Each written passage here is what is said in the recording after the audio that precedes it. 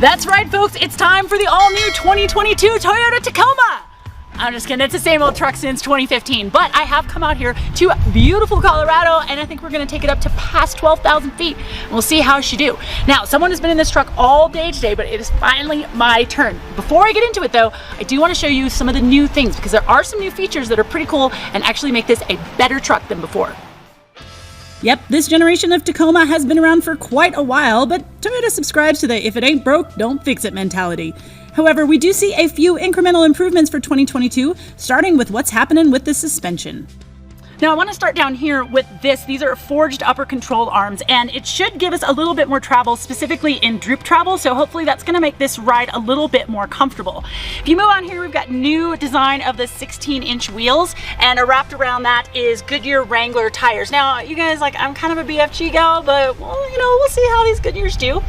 We've got a higher lift in front, about 1.5 inches, and if we go around to the back, well, first of all, have you guys seen this color? This is a new electric lime color. It is 100% the best truck color in existence.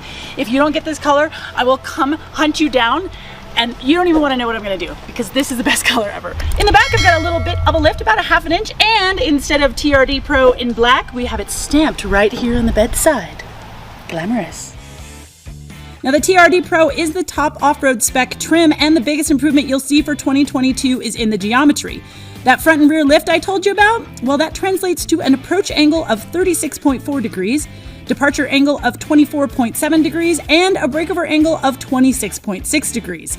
That's slightly better than last year, and it means that I've got more confidence approaching rocks and other obstacles.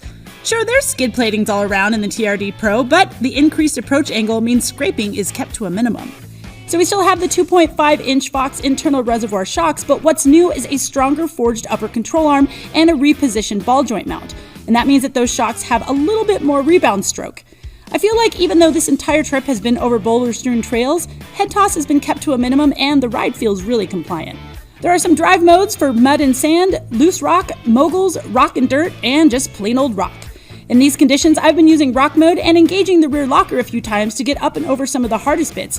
And the Tacoma, well, it handles it all like a champ, just like you'd expect. Now, as I said before, this truck is essentially older than dirt, so don't expect any major changes. Under the hood is still the same old 3.5-liter V6 engine with 278 horsepower and 265 pound-feet of torque.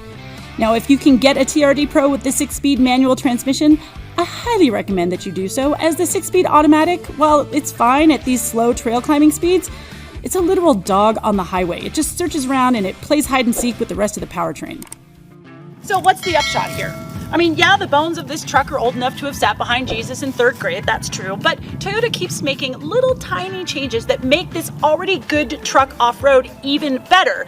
Now, is it going to drive significantly different from the 2021 model year? I mean, no, but better is still better.